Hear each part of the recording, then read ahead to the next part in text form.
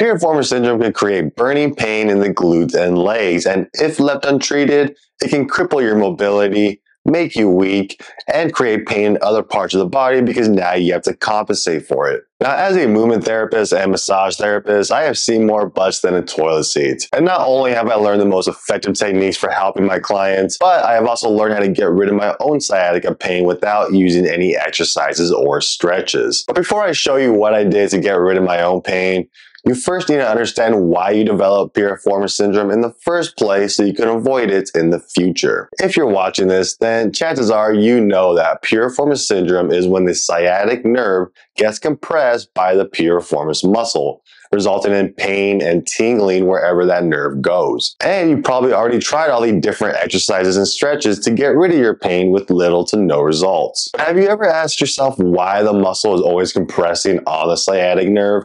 And why the solution is always exercises or stretches? If we take a look at the anatomy of the muscle, we can see that it will not only externally rotate the leg while standing, but it can also create abduction in the hip when the knee is bent. What this means is if your knees are pointing outward while standing, or if you are mass spreading while sitting, then there's a good chance that your piriformis muscle is shortened and tight, resulting in it compressing on the sciatic nerve. But the opposite can also happen.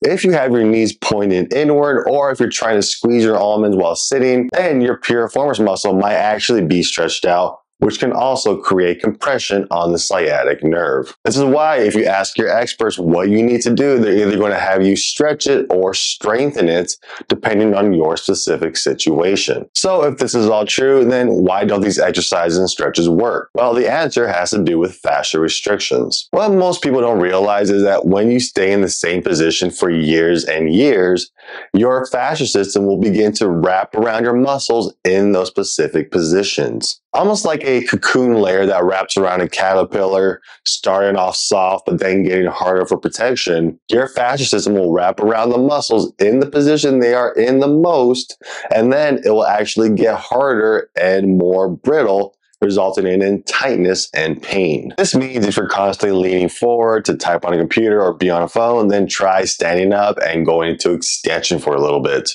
Or if you're always leaning to one side while surfing the web, then try leaning to the other side just to try to balance out that fascia system.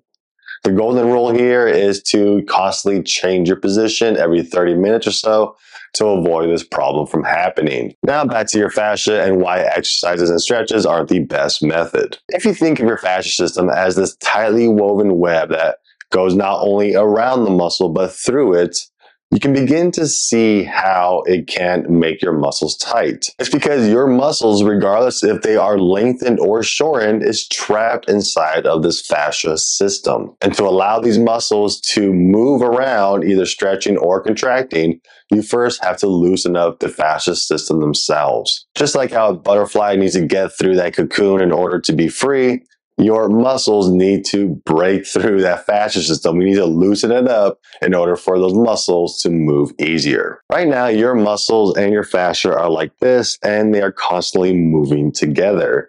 But by loosening the fascia system around the muscles and in them, then you're going to be able to allow them to slide on top of each other, which improves your mobility and even relieves your pain. So how do you loosen up your fascia system at home? The answer is to foam roll your glutes and in turn your piriformis muscle. By simply rolling out your glutes, you're going to be able to help those layers disconnect from each other and allow better sliding and better mobility. And because the fascia system has been proven to have more nerve endings in the body than any other system, including your skin, by just simply releasing the fascia system itself, you might be getting rid of most of your pain, maybe even all of it, without doing anything else. And I know a lot of you might be scared or skeptical about rolling on your glutes because you've heard so many PTs tell you, don't roll on your sciatic nerve. Well, yes, I agree. Don't roll on the sciatic nerve. Roll on the muscles around it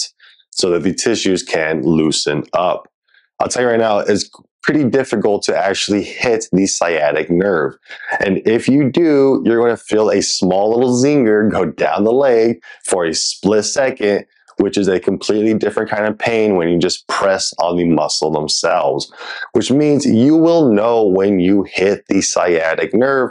And when you do, all you need to do is simply shift to the left or right and continue working on the muscle. I've never once seen anybody say foam roll the actual nerve. No, you're rolling around the glutes, you're rolling the piriformis in order to help that loosen up so that the nerve can move around freely. So with that said, let me show you my 10-minute routine for quickly loosening up your glutes and your piriformis muscle. Now I do have an actual routine for this that you can find in the description below. And because of that, I'm only going to go through the main points that you need to know for each technique. The first thing you're doing here is going to warm up the glutes by simply rolling them out, going back and forth and side to side on them at a medium to light pressure. The idea of this is to simply try to get blood flow going, but to also look for the most tender spot within the glutes so you know what to work on later on. Now, once you're done warming up the muscles, you're now going to do what I like to call separating the glutes. I feel like I should be blurring that out. Maybe, I don't know. The idea of this is to think of your fascia system as not only a connective tissue that goes around the muscle and through it, but it also wraps around the bones next to it and even the muscles on top of it. So not only is it around the glutes, but it also wraps around your pelvis, around your erector muscles, around the spine, all the way up. In fact, we have about 12, I think maybe 12 to 14 fascia lines that we can actually trace on the body that goes pretty much from head to toe or from like arm to arm. So with that said, the reason why we want to separate the tissues, which I'll show you in a second, is because when there's tension on one spot, like let's just say the glutes, or let's just say the lower back actually, when you have tension in the lower back, that tension is going to pull the rest of that fascia line, including tension in the glutes, which may create your pain. So the idea of separating the tissues is to separate the muscle from the actual pelvis and all that in order to allow it to move freely. Now, of course, you're not actually separating it. We're just kind of loosening the edges here.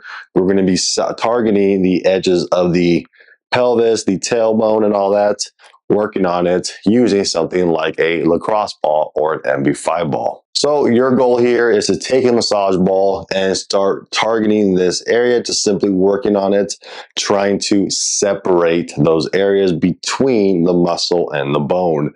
Use the bone as a guide and then just simply fall off it and apply pressure in that area, trying to hit the entire pelvis and the tailbone, of course, for 1 minute on each side. Next up, we're going to be doing what I like to call micro movements, and this is a great technique to use on things like trigger points. Now, trigger points are usually located in the center of the muscle, so go ahead and find the center of the muscle or just get into the middle of it and look for the most tender spots. From here, what you want to do is apply pressure to it and then simply roll back and forth and side to side on it for 1 minute. The idea of this is to keep that constant pressure on that one main area so that we're loosening that up, but we're also trying to loosen up the areas around it to have a greater effect. And now you're going to do what I like to call a pin and stretch. Go ahead and pin down the most tender spot once again, but now take your leg through its full ranges of motion while keeping that spot pinned down. This means go ahead and adduct the leg, rotate it, and even create flexion and extension in it if you're able to do that. The idea of this, again, is to pin down the tissue, but then have the muscle move underneath it to allow the tissue to slide much easier. Your goal for this is to do 1 minute on each side. Now from here, it's your choice what happens next. If you have your legs constantly spread out or your knees out here, then you may want to try to stretch out that muscle because your piriformis might be short and tight.